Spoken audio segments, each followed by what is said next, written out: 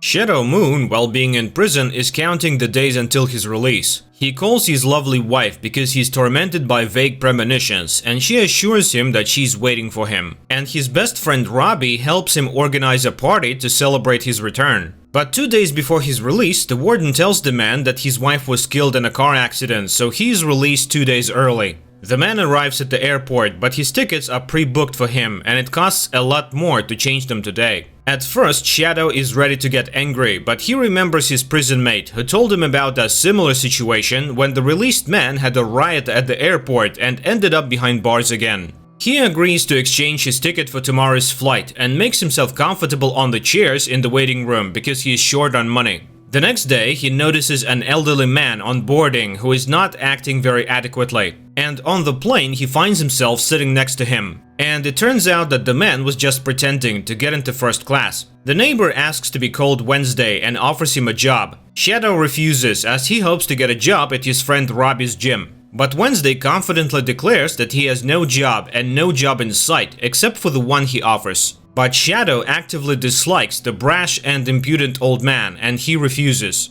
Wednesday falls asleep, Shadow follows suit and sees a dried up forest in his sleep, from which a bison emerges with glowing eyes. He is awakened by a stewardess, and it turns out that he's the last passenger left in the cabin. Due to bad weather, the plane lands in a nearby town, and Shadow takes a car to get home. But on the way, he stops at the bar, where he meets Wednesday again, who informs him that his best friend Robbie was killed in the same car accident as his wife. Frustrated, Shadow agrees to a game of hide-and-seek with Wednesday, who assures him that if he loses, he will take a job with him. Shadow flips a coin, which is intercepted by a man who calls himself a leprechaun. Crazy Sweeney shows Shadow some tricks with the coin and forces him to fight him. Shadow refuses, but Sweeney doesn't stray far and comments on Wednesday's offer to be his bodyguard, warning that the old man is a crook. Wednesday buys Shadow a drink to seal their agreement. Shadow gives in. He agrees as long as he helps him attend his wife's funeral and will pay at least $2,000 a week. But the guy reserves the right to leave him as soon as he gets bored.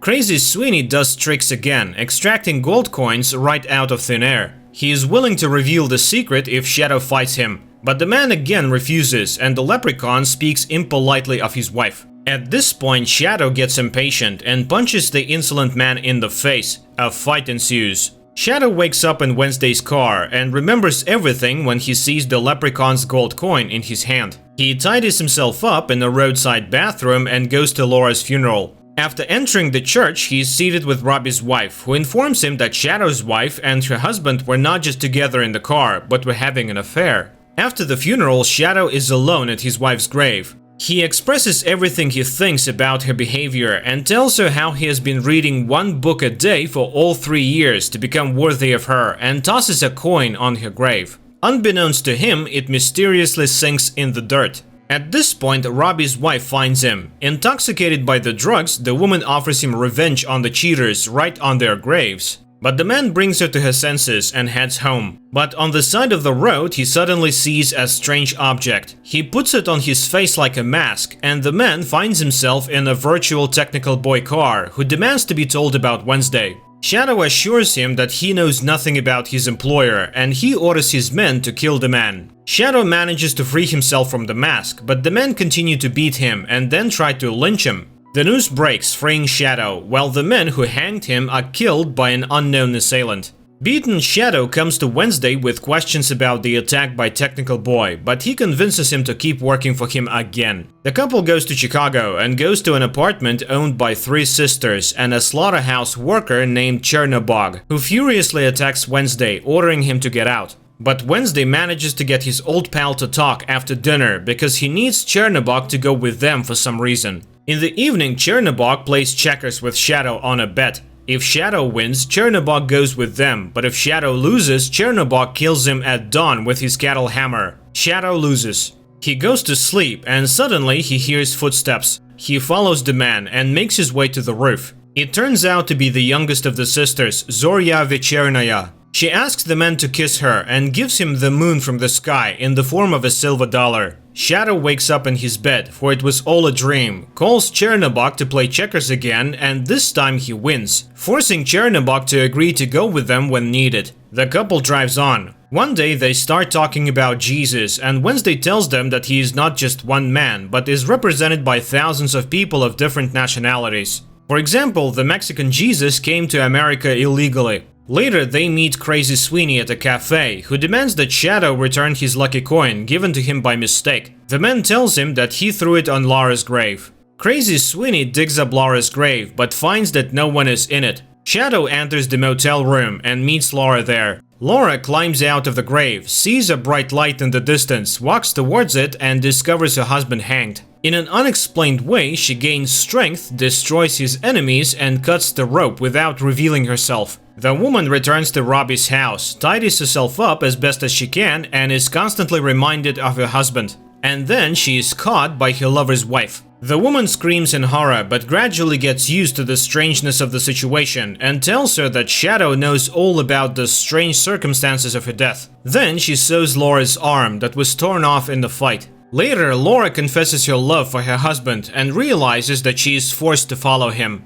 All this she tells her husband in the motel room, but Shadow cannot believe the reality of what is happening for a long time. The woman kisses him and feels her heartbeat inside, as if she remains alive. She will keep an eye on him because Shadow is involved in some very strange adventure. That's when Wednesday knocks on his door. He's ready to answer questions, but then police cars show up at the motel and arrest the couple for Wednesday's bank robbery. Meanwhile, Sweeney finds Laura and tries to get his coin back, but discovers that the coin is inside her and it gives her life. Leprechaun admits that he was hired by Wednesday to fight and asks that he not be trusted. In prison, Shadow tries to find out who his employer really is and who he is so afraid of that he is forced to flee. But the new gods of our time show up. Technical Boy apologizes to Shadow for trying to kill him, and Mr. World offers Wednesday an alliance, promising to help him gain an audience by sending a missile called Odin to attack North Korea, thus making his name super famous in the world.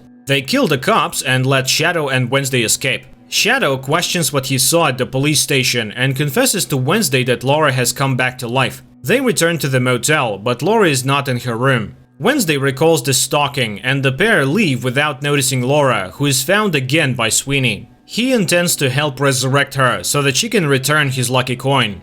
And Jesus can help with that. The pair sets out on the road. At this time, Shadow begins to be bothered by the wound he received, and Wednesday heals his mercenary, bringing the man to a complete amazement. He later takes him to his old friend, Vulcan, who maintains control of the small town through the residents' belief in the right to bear arms. Vulcan agrees to side with Wednesday and forges him a sword, but he later betrays them by telling the new gods of their whereabouts. In retaliation, Wednesday kills him with his shackled sword and curses his followers by urinating into the vat of boiling metal where Vulcan's body had fallen. Meanwhile, Sweeney and Laura are driving on the trail of Wednesday and Shadow, and the Leprechaun confesses that he is taking part in Wednesday's war to atone for the desertion he committed when he was a soldier. At this point, Laura sees a rabbit under the wheels. She turns the wheel, the truck overturns, and Sweeney's lucky coin falls out of her body. The Leprechaun looks at the woman's dead body and recalls a past accident to which he was directly involved. Afterwards, he returns the coin to Laura instead of taking it back. Meanwhile, Wednesday and Shadow arrive at the tailor's to order costumes. Shadow is seething with anger. He doesn't understand what is happening to him, why Wednesday killed his friend, and how Laura could rise from the dead. He dreams of a mountain of human skulls, on which he once again encounters a bison with glowing eyes. But instead of giving him answers, Wednesday takes him to his old acquaintance. Upon entering the house, Shadow is struck by the beauty and harmony inside, while Wednesday reminds him that today is the Easter holiday. Shadow looks at the strange guests inside, then sees the lady of the house, Easter, and immediately falls under her spell. At this point, he is greeted by a man with a halo over his head, who assures him that Shadow knows him. And Wednesday reminds him to believe is to see. And Shadow looks around again and realizes that the old gods are all around him. And the man with the halo is one of Jesus, for every religion and denomination has its own Christ.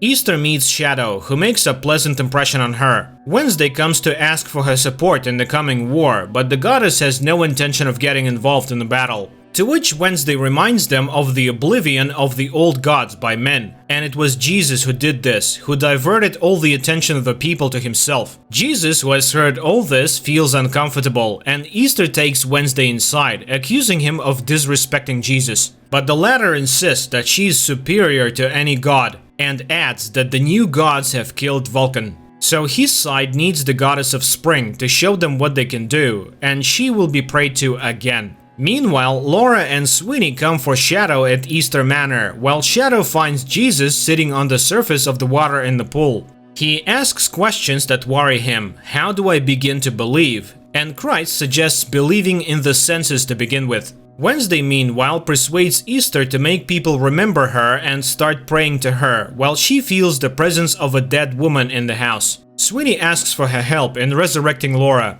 The goddess examines her and discovers that the woman cannot be resurrected because she was killed by a god. Laura forces Sweeney to confess that Wednesday orchestrated both Laura's death and Shadow's imprisonment to bring Shadow into the fold. At this time, the new gods arrive at the house of Easter, who says that she has no intention of helping Wednesday. She is threatened, however. That's when Wednesday steps forward. The old gods inspired people to accomplish things, but the new ones give a pretty picture instead of conviction. Mr. World reminds them that the new gods have all the powers of progress against the knives of the old masters. And then Wednesday uses lightning to destroy the servants of the new gods, proclaims himself Odin, and convinces Easter to use his powers and take away the spring by causing a drought. Easter steps forward, raises her hands, and the green planet goes dark, and the sprouts go into the ground. Mr. World proclaims the beginning of war. After seeing what has happened, Shadow finally recognizes faith in the gods. This series is an adaptation of the cult science fiction novel by Neil Gaiman, in which the author raises a rather controversial topic. The old gods demanded a lot from people, but the new ones are aiming at something seemingly unimportant, human time. So the story of the protagonist is an attempt to figure out what values humanity follows today. And I have to admit, it's pretty exciting.